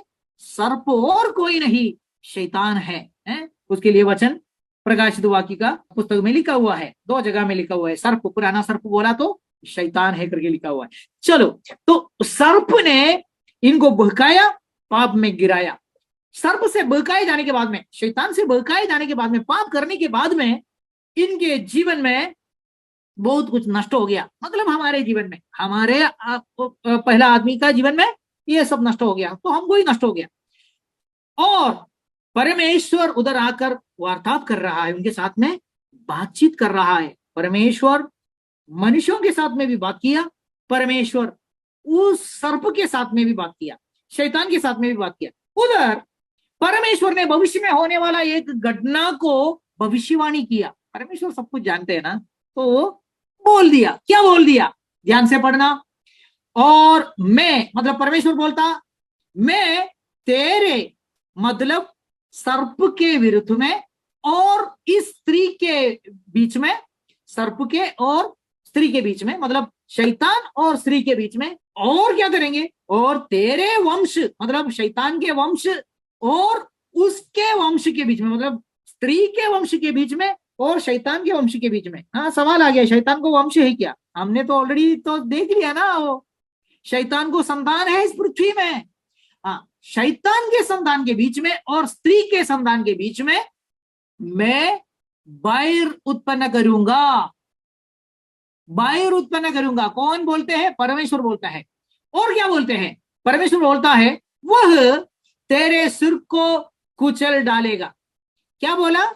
स्त्री के संतानों के में नहीं बोला, स्त्री के संतानों नहीं बोला, स्त्री के संतान और तेरे वंश के विरुद्ध में, तेरे वंश के विरुद्ध में, तेरे संतानों के विरुद्ध में और स्त्री के संतान के विरुद्ध में मैं बैर उत्पन्न करूंगा। और स्त्री का संतान क्या करेंगे? स्त्री का संतान तेरा सिर को कुचल डालेंगे। हालेलुया! बहुत सामर्थ्य वचन है, बहुत सामर्थ्य वचन है। परमेश्वर ने वादा किया, शैतान को बोला तेरा सिर को स्त्री का संतान कुचल डालेंगे। शैतान थोड़ा कुछ करेगा, वो आगे लिखा है, उसमें मुझे ज्यादा इंटरेस्ट नहीं है। समझ लेना, जिस दिन शैतान को ये सुनने के लिए मिल गया परमेश्वर से, शैतान भयभीत रहा। उसको मालूम है स्त्री से एक संतान आएगा, वो मेरा सिर को कुचलने वाला है। आमीन, हालेलुया। ऐसे बातों को आप कभी सुना है क्या? मुझे पता नहीं। जब ये सीक्रेट मुझे समझ में आ गया तो क्या बोलूं, मुझे बहुत एक्साइटमेंट हो गया। शैतान डरा हुआ है, शैतान डरा हुआ था और युग युगों में वो देखते आया आ रहे क्या वो स्त्री का संतान आ रहे क्या? अरे वो आएगा तो मेरा सिर को कुचलने वाला है, वो आने को मैं नहीं दूंगा। इसलिए हेरोदेस राजा के द्वारा इतना बड़ा हत्याकांड उधर उधर उन्होंने किया ना। जब यीशु छोटा बालक था उनको उधर पूरा बेथलेहेम में ढूंढा, बेथलेहेम और उसके आजू बाजू के पिछले दिनों में हमने वो वचन पढ़ा, राजा लोग सब यीशु मसीह के विरुद्ध क्यों हो गया? क्योंकि ये राजा लोगों को चलाने वाला शैतान है। ये राजा लोगों को चलाने वाला शैतान को इनको उपयोग करके ये यीशु बोल के नाम कुछ भी हो, पुराना करार में नाम शायद मालूम नहीं था, लेकिन स्त्री का एक संतान आएगा जो शैतान का सिर को कुचलेगा। वो आते आते उसको खत्म करने के लिए सोच के शैतान बैठे हुए थे। अभी क्या हो गया? उसको खत्म कर नहीं पाया ना। वो 30 साल का उम्र में सेवा शुरू किया, फिर इकट्ठा हो गया, शास्त्री फरीसी याजक महायाजक सबको इकट्ठा करके लेके आया, रोमा फौजी को भी इकट्ठा करके लेके आया और इनके साथ में जुड़ा हुआ एक चोर को भी, यूदा इस्करियोती को भी ओ दोनों ने चाबी लगाया, पैसा का प्यार दिखाया। ये सब करके शैतान बहुत कोशिश कर रहे कि ये जो स्त्री का संतान है, शैतान को समझ में आया ना ये स्त्री का संतान यही है। हालेलुया। और शैतान झूठ वाला लोगों को ये कुछ नहीं है, ये परमेश्वर का पुत्र कुछ है नहीं है। शैतान को खुद अंदर समझ में आ गया कि यही है परमेश्वर का पुत्र, तो उसको खत्म करने के लिए पीछे लगा हुआ था। अभी हम कई सदियों के बाद में यीशु मसीह जब पैदा होने का समय आ गया, स्वर्गदूत गब्रिएल स्वर्गदूत मरिया के पास आया और उनको क्या बोले, हम जल्दी से पढ़ेंगे, समय थोड़ा कम है मेरे पास, 7-8 मिनट में मुझे खत्म करना है। और गब्रिएल स्वर्गदूत आके क्या बताया, लूकोस पहला अध्याय का 31 से लेकर 35 तक मैं जल्दी पढ़ता हूं, फिर उसके बारे में चर्चा करेंगे। स्वर्गदूत आके क्या बोला, आप ध्यान से सुनना। आप ऐसा वैसा पढ़ लेगा तो इंग्लिश हिंदी पढ़ने का जैसा पढ़ लिया तो शायद आधा मार्क मिल जाएगा, लेकिन पूरा पॉइंट मिलना है तो परमेश्वर का वचन है, उसका एक एक पॉइंट ध्यान से पढ़ना पड़ेगा। मैं पढ़ता हूं, आप ध्यान दीजिए। 31 वचन, और देख तू गर्भवती होगी, मरिया को स्वर्गदूत बोल रहे, तू गर्भवती होगी और तेरे एक पुत्र उत्पन्न होगा, तू उसका नाम यीशु रखना, वह महान होगा, he shall be great। ध्यान दिया है क्या वचन के ऊपर कभी? स्वर्गदूत ने बोला है he shall be great, और परम प्रधान का पुत्र कहलाएगा, he shall be called the son of God, the son of the highest, the son of God, देख son of God। और प्रभु परमेश्वर उसके पिता दाऊद का सिंहासन उसको देगा। हालेलुया। पॉइंट मिला आपको? पॉइंट आपको समझ में आ गया? परमेश्वर का पुत्र पैदा हो जाएगा स्त्री से, और परमेश्वर और कोई नहीं, परमेश्वर दाऊद राजा का सिंहासन में ये व्यक्ति को बिठाएगा। And the Lord God shall give unto him the throne of his father David। शैतान चुप बैठेगा? इस्राएल का एक एक राजाओं को क्यों बिगड़ा दिया होगा? क्योंकि उनको मालूम था इस्राएल में एक राजा आने वाला है, वो दाऊद के सिंहासन में बैठेगा और वो मेरे विरुद्ध में काम करेगा और मेरा राज्य का अस्तमान हो जाएगा, मैं ना रहने वाला है, तो इसलिए उसको बैठने को मैं नहीं दूंगा, ये उन्होंने ठान लिया होगा। 33 वचन, स्वर्गदूत और बोलते हैं, और वह कौन? वो पुत्र याकूब के घराने पर सदा राज्य करेगा, he shall reign over the house of Jacob forever। याकूब के घराने के ऊपर राज्य किया हुआ, हमेशा राज्य किया हुआ कोई राजा है क्या? आज जिंदा है क्या शाऊल राजा? आज जिंदा है क्या सलोमन राजा? आज जिंदा है क्या दाऊद राजा? कोई जिंदा नहीं है, सब मर गया, सब खत्म हो गया। लेकिन ये जो राजा है दाऊद के सिंहासन में अनंत काल राज्य करेगा, खत्म नहीं हुआ। And of his kingdom there shall be no end, और उसके राज्य का अंत ना होगा। उसका दो अर्थ है, फर्स्ट ऑफ ऑल उसका राज्य अनंत काल का राज्य होने वाला है, हालेलुया। दूसरा अर्थ है उसका राज्य सिर्फ और सिर्फ याकूब के घराने के ऊपर, इसराइल के ऊपर नहीं रहेगा, पूरा पृथ्वी के ऊपर उसका राज्य होने वाला है। क्योंकि ये सिर्फ ये वचन नहीं, बहुत सारा दूसरा वचन है जिसमें लिखा है सारे जातियों के ऊपर, सारे भाषाओं के ऊपर, सबके ऊपर वो राज्य करने वाला, पूरा पृथ्वी के ऊपर वो राज्य करने वाला है। Very important. 34वां वचन, मरियम ने स्वर्ग से कहा, ये क्यों कर होगा, मैं तो पुरुष को जानती ही नहीं। 35वां वचन, स्वर्गदूत ने उससे उत्तर दिया कि पवित्र आत्मा तुझ पर उतरेगा और परम प्रधान की सामर्थ्य तुझ पर छाया करेगी, इसलिए वह पवित्र जो उत्पन्न होने वाला है परमेश्वर का पुत्र कहलाएगा। बस आपको बहुत सारे पॉइंट इसमें से मिल गया होगा। स्वर्गदूत आके सिर्फ यीशु उत्पन्न होने वाला है बोलकर नहीं गया। अगर ऐसा आपने समझा है तो आपका समझ आज नया कर दीजिए। स्वर्गदूत आके यीशु पैदा होने वाला है सिर्फ बोलकर नहीं गया। यीशु कौन है? अब उनके जन को उनके पापों से बचाने वाला, पाप को मिटाने वाला, पाप का क्षमा देने वाला, वो है यीशु। बट लेकिन स्वर्गदूत ये भी बोल कर गया कि ये क्राइस्ट है, this is the everlasting king, ये अनंत काल का राजा है।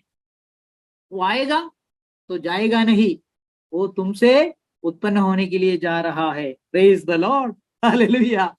अभी एक दो वचन ही बाकी है, मैं पढ़ के आपको समझाकर समाप्त करेंगे। फिर क्या हो गया? हाँ, वो पैदा हो गया। शैतान उसको मार डालने के लिए कोशिश किया, लोगों को उपयोग किया, नहीं हो गया, क्योंकि परमेश्वर सर्वशक्तिमान है। राजा लोगों के दिल में शैतान विचार डालने के पहले ही परमेश्वर ने उस विचार को पकड़ लिया। यूसुफ को बोला इजिप्ट में जाओ, उधर रहो। बेटा को मार डालने के लिए कोशिश करने वाले राजा लोग खड़े हैं, और यूसुफ उसको लेके इजिप्ट में चला गया, मिस्र देश में चला गया, और उपद्रव करने वाला राजा मर जाने तक उधर ही रहा। वहां से मेरा पुत्र को मैंने बुला लिया करके जो भविष्यवाणी में लिखा था वो पूरा हो गया। वो वापस आ गया, बेथलेहम में पैदा हो गया। वापस आने के समय में नासरत में आ गया, इसलिए उसका नाम नासरी यीशु भी आ गया। सारे भविष्यवाणी पूरा होने के लिए जो कुछ भी होने का था सब कुछ हो गया। शैतान कर नहीं पाया। हालेलुया। तो क्या हो गया? बड़ा हो गया। इसको मार डालने के लिए कोशिश किया, लेकिन बड़ा हो गया। बड़ा होने के बाद में क्या हो गया? सेवा शुरू हो गया। सेवा होने के बाद में क्या हो गया? चेलों को इकट्ठा किया, और सब पूरा सेवा खत्म करके क्रूस में हमारे लिए मरकर पापों का परिहार करके वो चला जाने के बाद में, पवित्र आत्मा का अभिषेक उनके चेलों को देने के बाद में, अब ये चेले लोग खड़े हैं भाषण देने के लिए। उसमें से एक चेला है यूहान, उनका प्यारा एक चेला। वो ये यूहान क्या बोलते हैं, उसका उसका उसका सुसमाचार शुरू करते ही वो क्या बोलते हैं? वो बोलते हैं कि on the word has made flesh, और वचन देहधारी हुआ, परमेश्वर का पुत्र शरीर में आ गया। याद करना, क्रिस्त विरोधी का आत्मा क्या नहीं मानेगा? क्रिस्त विरोधी का आत्मा नहीं मानेगा कि क्राइस्ट मसीह शरीर में आए हैं। मानेगा तो उसको क्या क्या कम हो जाएंगे, उसका क्या क्या मिट जाएंगे मानेगा तो। अरे भाई बहन लोग, ये बोलकर बैठे हैं मैं ये दुनिया का राजा, मैं ये पृथ्वी का राजा। शैतान का एजेंट है, शैतान का एक आत्मा है क्रिस्त विरोधी का आत्मा। तो क्रिस्त विरोधी का आत्मा क्या बोलेंगे? मैं ये क्रिस्त, दूसरा कोई क्रिस्त आने को मैं नहीं दूंगा, मुझे ही अनंत काल राज्य करना इस पृथ्वी के ऊपर, मनुष्यों के ऊपर। लेकिन उसको थर थर कांपेगा, इट विल शिवर, बोलने के लिए कि अरे आ गया दूसरा क्रिस्त, सच्चा क्रिस्त आ गया, मैं अभी आउट हो जाएगा, ये थोड़ी बोलेगा वो। इसलिए वो मानेगा नहीं। समझ लेना, पृथ्वी के ऊपर राज्य करने वाला कौन रहेंगे? स्वर्ग परमेश्वर का स्वर्ग है, पृथ्वी को उन्होंने मनुष्यों को दिया है। तो पृथ्वी के ऊपर राज्य करने के लिए कोई मनुष्य तो चाहिए। शैतान पृथ्वी के ऊपर राज्य करेगा, कैसे करेगा? लेकिन वो सिंहासन में बैठ नहीं पाएगा, उसको ऐसा मनुष्य का शरीर तो है ही नहीं, मनुष्य उसको देख नहीं पाता है। इसलिए वो लोगों को बिठाते हैं, उनके बच्चों को जिनको उन्होंने खरीद लिया है दुनिया से, शैतान के बच्चों को, उनको बिठा देता है और बोलते हैं कि तू राज्य कर, तू राज्य कर। इंडिया में भी एक को बिठाया है और उसको बोला है राज्य कर, जितने मार डाल सकते हैं मार डालो, जितना मासूम लोगों का खून गिरा सकते हैं गिराओ गिराओ गिराओ। हालेलुया। तो वो सुन के बैठा है, वो करते रहता है। एक दिन उसका साम्राज्य खत्म हो जाएगा ना, जरूर हो जाएंगे। लेकिन उसका जो स्वामी है क्रिस्त विरोधी का आत्मा, और उसका स्वामी मतलब शैतान, उसको मालूम है कि ये जो शरीर में अगर क्रिस्त आ गया तो मेरा साम्राज्य खत्म कर देगा, वो सिंहासन में बैठने वाला है, मुझे तो हकाल देगा वो। इसलिए वो मानेगा नहीं कि ख्रिस्त शरीर में आया है करके, वो मानेगा नहीं। वो माने ना माने, भाई लोग बहन लोग, हमको मालूम है जो सर्वशक्तिमान है, जो हमारा प्रभु यीशु मसीह है, क्राइस्ट है, एवरलास्टिंग किंग है, एक दिन वो आएगा। वो मनुष्य का, इसलिए लिखा है मनुष्य का पुत्र मेघों में सवार होकर आ रहा है। आमीन। मनुष्य का पुत्र पृथ्वी के ऊपर राज्य करेगा। हालेलुया। क्योंकि वो मनुष्य है, उसको शरीर है, वो पृथ्वी का सिंहासन में बैठेगा, लोग देखेगा। तो ये शैतान को मालूम है, इसलिए वो क्या करते हैं। 11 वचन देखो, 11 वचन में क्या लिखा है। 11 वचन में बोलते हैं कि देख, ये जो यीशु है देहधारी होकर आ गया और हमने देखा है उसका महिमा। देहधारी होकर आया करके उसका महिमा को, परमेश्वर का एकलौता है करके हमने उसका महिमा को देखा है। 11 वचन बोलते हैं कि he came unto his own and his own received him not। यीशु मसीह क्राइस्ट, परमेश्वर का पुत्र, शरीर धारण करते हुए उनके ही लोगों के बीच में आ गया। बोला तो इसराइल के बीच में ही आ गया, लेकिन इसराइल ही उनको पहचाना नहीं। ये बहुत दुख की बात है। क्या ये वचन को सबूत है बाइबल में? और कहीं क्या बोला? इसराइल उसको पहचाना नहीं, उनके ही लोगों ने उनको पहचाना नहीं। भाई बहन लोग, हम उनको पहचानना है। प्रभु को धन्यवाद, उनको पहचानने के लिए प्रभु ने हमको, हमारे ये अंगों से हम उनको देखा नहीं, लेकिन आत्मा में हमने उनको पहचान लिया। लेकिन उस समय के इसराइली लोगों ने उनके खुद में आए हुए ये मसीह को, शरीर में आया हुआ इस मसीह को आंखों से देखा, लेकिन उन्होंने उनको स्वीकार नहीं किया। आगे देखो, 2 वचन पढ़ के मैं आपको जल्दी से प्रूफ देता हूं। लोग क्या बोले? लूक 4:22 में लिखा है, और सबने उससे सराहा और जो अनुग्रह की बातें उसके मुंह से, मतलब यीशु मसीह के मुंह से निकलती थी, उनसे जंबा किया और कहने लगे, क्या यह यूसुफ का पुत्र नहीं? अरे भाई, ये यूसुफ का पुत्र है, बराबर है। हाँ, नहीं, मरिया का पुत्र है, बराबर है, यूसुफ के घर में है, सही बात है, लेकिन ये परमेश्वर का पुत्र है। ये तुम क्यों नहीं मानते हैं? उनके हिसाब से ये कौन है? यूसुफ का पुत्र है। मरकुस 6:3। क्या यह वही बढ़ी नहीं, कारपेंटर नहीं, सुतार नहीं, जो मरियम का पुत्र है? अच्छा, उनके लिए कौन है? उन्होंने पहचाना नहीं इसको। ये योहान बोलते हैं, हमने उसका महिमा, परमेश्वर का एकलौता पुत्र का महिमा करके हमने देखा, वो शरीर में आ गया है। पिछले दिनों में हमने देखा कितना भाग दौड़ के वो लोग जाके एक दूसरे को बोलते हैं कि हमने मसीह को देखा, हमने मसीह को देखा, जिसके बारे में मूसा और भविष्यवक्ता ने लिखा है, उसके बारे में लिखा है, हमने उसको हमारे आंखों से देखा, वो आ गया है, वो शरीर में आ गया है। लेकिन ये लोग क्या बोलते हैं? ये लोग अपने में वो आ गया, लेकिन अपनों ने उनको पहचाना नहीं। ये लोगों के लिए यीशु कौन था? यूसुफ का पुत्र था, मरिया का पुत्र था, ये वो कारपेंटर था, सुतार था। तो ये है लोगों के दिलों में, उधर उस जमाने के लोगों के दिलों में शैतान कारीगर। अभी एंटी क्राइस्ट का मीनिंग आप देख लीजिए जल्दी से। एंटी क्राइस्ट ये 2 शब्दों से बनाया हुआ है, एंटी एंड क्रिस्टोस। एंटी का मतलब, क्रिस्टोस का मतलब आपको मालूम है, anointed one, anointed king. Anti का मतलब है opposite, in place of, bogus, duplicate. इसका मतलब है एंटी क्राइस्ट का मतलब क्या है? Duplicate Christ. अच्छा, सही क्राइस्ट आएगा ये शैतान को मालूम है, इसलिए उन्होंने क्या किया? वो आते आते ही डुप्लीकेट क्राइस्ट को बनाने के लिए शुरू हो गया।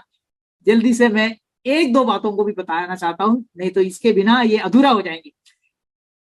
और एक क्लास के बाद में प्रभु का इच्छा है तो हम अंतिम समयों का चिन्हों के बारे में देखने वाला है। अंतिम समयों का चिन्ह मत्ती का समाचार 24 अध्याय में लिखा है, उसमें 35 चिन्ह लिखा है। 35 ओनली इन 1 चैप्टर, एक चैप्टर में 35 चिन्ह लिखा हुआ है अंतिम समयों का। और लूक का 21 अध्याय में और 5 चिन्ह लिखा है।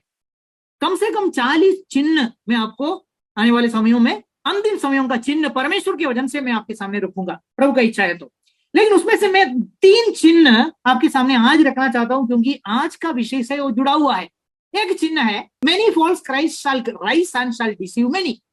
बहुत से झूठे क्रिस्त, झूठे मसीह लोग उठ खड़े होंगे कभी अंतिम समयों में और बहुतों को भरवाएंगे। ठीक है, कहां लिखा है? मत्ती का 24 का 5 में भी लिखा और 24 में भी लिखा।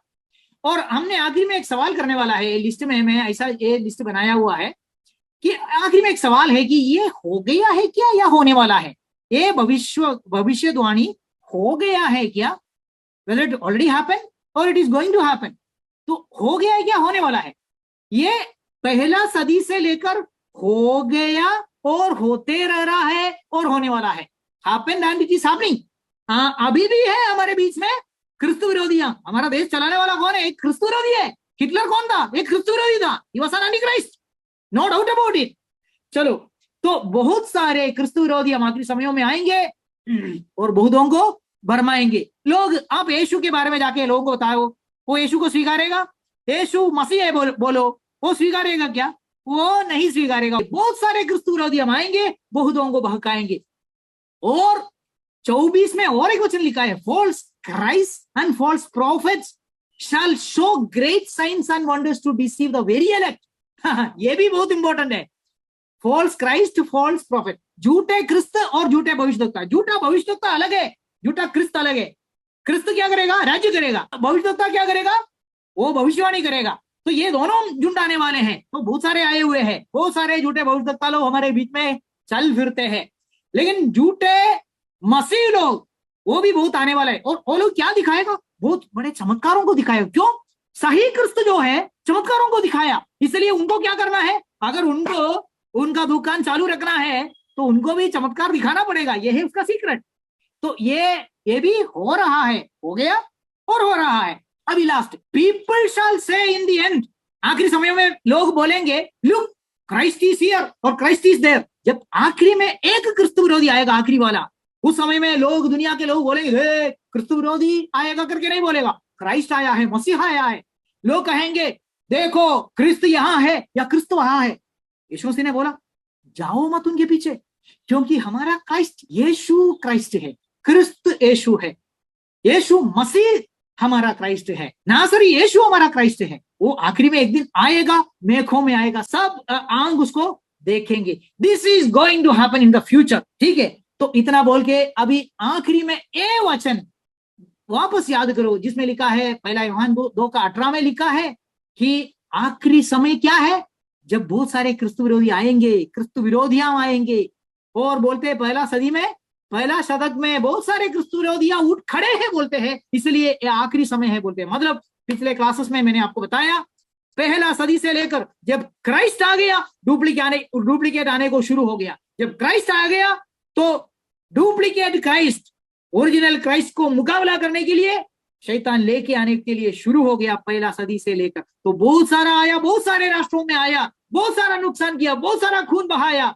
भारत देश में भी एक आ गया, वो भी बहुत खून बहाया हुआ है और बहाने वाला है। लेकिन हम नहीं डिगेंगे, हम नहीं डरेंगे, हम प्रभु में आगे बढ़ेंगे। जान देना क्यों ना हो, लेकिन हमारा मसीह जो अनंतकाल का राजा आने तक हम उसका बाट जोहेंगे, हम और कोई मसीह के पीछे नहीं जाएंगे। चलो, अभी ये वचन का मतलब आपको समझ में आया, ये सवाल का भी समझ में जरूर आ गया होगा। अब अभी अगला क्लास के लिए इससे जुड़ा हुआ और एक सवाल वही वचन से मैं डालना चाहता हूं। According to 1 John 4:3, the spirit of antichrist is already there in the world. Does it mean that the antichrist is already here in this world? पहला यूहन्ना 4:3 में के अनुसार मसीह विरोधी की आत्मा दुनिया में पहले से ही मौजूद है। क्या इसका मतलब यह है कि मसीह विरोधी, द एंटी क्राइस्ट, अब इस दुनिया में है? लोग कंफ्यूज हो जाता है। लोग, मैंने सुना है, लोग बोलते हैं कि क्रिस्तु विरोधी अभी दुनिया में है, क्रिस्तु विरोधियां दुनिया में है, लेकिन क्रिस्तु विरोधी बोल के जो आखिरी में आने वाला है वो दुनिया में है क्या? क्रिस्तु विरोधी का आत्मा दुनिया में है बोलते हैं, इसका सब मतलब क्या है? ये थोड़ा हमको स्टडी करना है। अगले क्लास में या आने वाले दिनों में हम उसके बारे में चर्चा करेंगे। इतना बोल के मैं धन्यवाद बोलना चाहता हूँ। Thank you.